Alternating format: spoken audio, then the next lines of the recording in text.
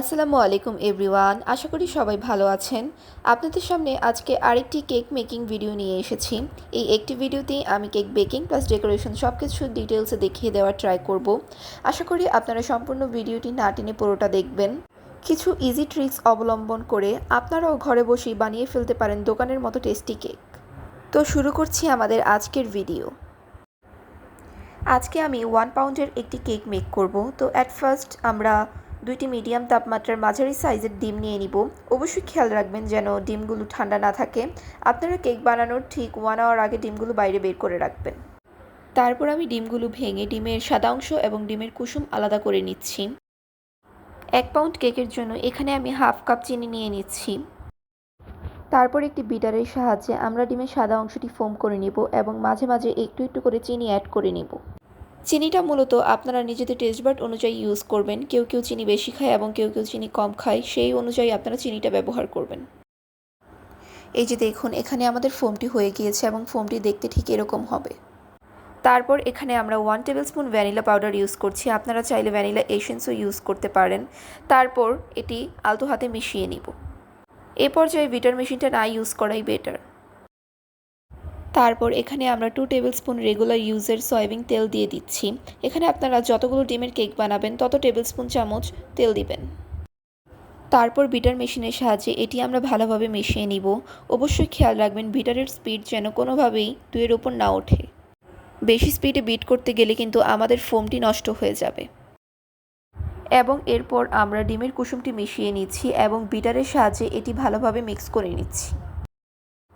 তারপর ব্যাটারটি আলাদা করে রেখে আমরা কেকের জন্য শুকনো উপকরণ চেলে নিচ্ছি। এখানে আমরা হাফ কাপ ময়দা, 1 tablespoon baking powder and 1 tablespoon cornflour and half tablespoon baking soda দিয়ে নিচ্ছি। তারপর সবগুলো জিনিস ভালোভাবে চেলে নিব।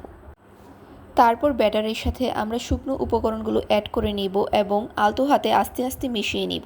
এ পর্যায়ে অবশ্যই আমাদের তাড়াহুড়া করা যাবে না, তাহলে কিন্তু আমাদের ডিমের ফোমটি নষ্ট হয়ে যাবে।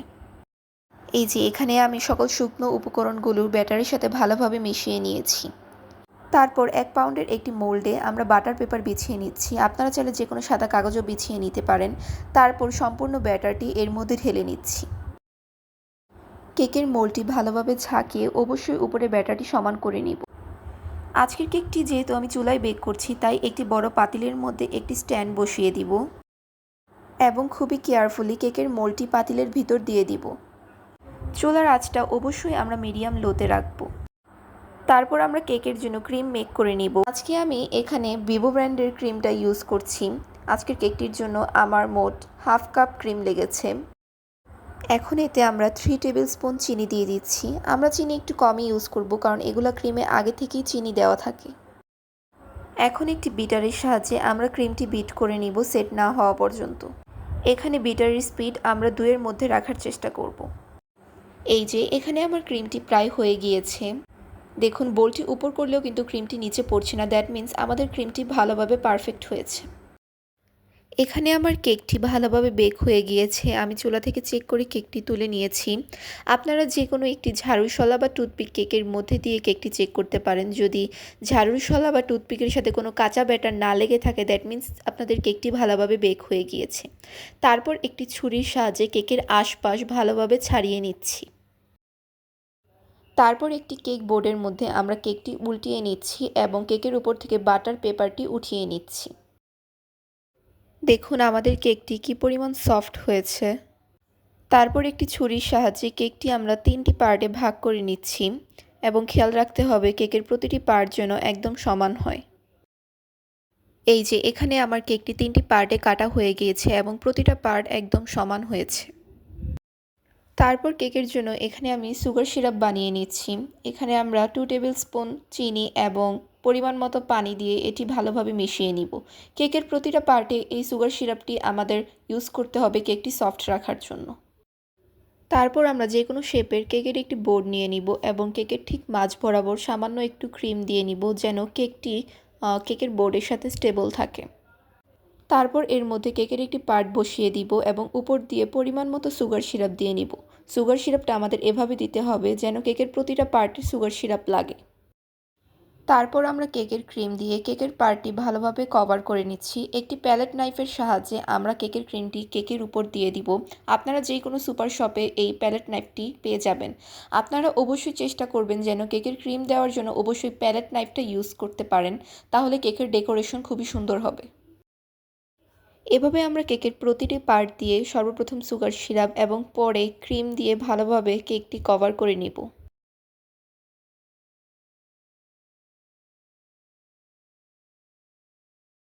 তারপর সবার লাস্টের পার্টটি দিয়ে পুরো কেকটিতে ভালোভাবে ক্রিম দিয়ে আমরা ক্রাম কোট করে ফ্রিজে 30 মিনিটের জন্য রেখে দিব। এই পর্যায়ে আমরা কেকে ক্রিম একটু কমই ইউজ করব, কারণ আমরা পরের লেয়ারে ভালোভাবে ক্রিম দিয়ে কেকটি ডেকোরেশন করব। আজকের কেক ডেকোরেশনটি আমি হোয়াইট এবং পিঙ্ক শেডের মধ্যে করব। তো এর জন্য আমি আলাদা একটি বাটিতে কিছু পরিমাণ হোয়াইট ক্রিম নিয়ে নিব এবং এর মধ্যে পিঙ্ক কালার দিয়ে নিব। এখানে আমি বেবি পিঙ্ক একটি কালার আনার জন্য half table spoon pink colour add করেছি। আপনারা কালারটা একটু বুঝে শুনে ইউজ করবেন, কারণ অল্প একটু ক্রিম দিলেই কিন্তু এখানে কালার চলে আসে। তারপর দুইটি পাইপিং ব্যাগের মধ্যে আমরা দুই প্রকারের ক্রিম দিয়ে নিয়েছি। এখন আমরা কেকের গায়ে সর্বপ্রথম নিচের পার্টে পিঙ্ক কালারের ক্রিমটি দিব এবং উপরের পার্টে হোয়াইট কালারের ক্রিমটি দিব। ভিডিওতে আমি যেভাবে দেখাচ্ছি আপনারাও ঠিক সেভাবেই কেকের প্রসেসটি অবলম্বন করবেন।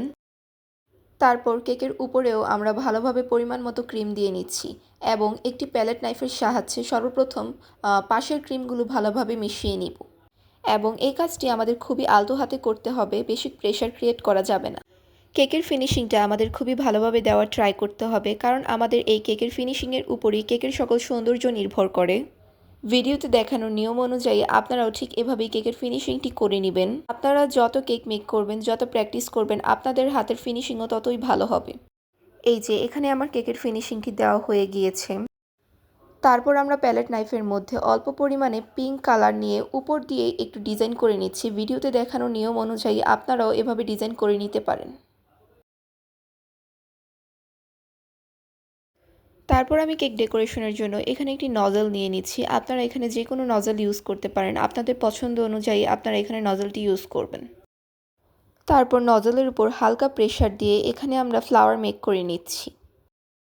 এখানে আমি কেকের ঠিক চারপাশে গোল করে ফ্লাওয়ার মেক করে নিচ্ছি। আপনারা চাইলে এখানে নিজেদের পছন্দ মতো যে কোনো ধরনের ডিজাইন করে নিতে পারেন।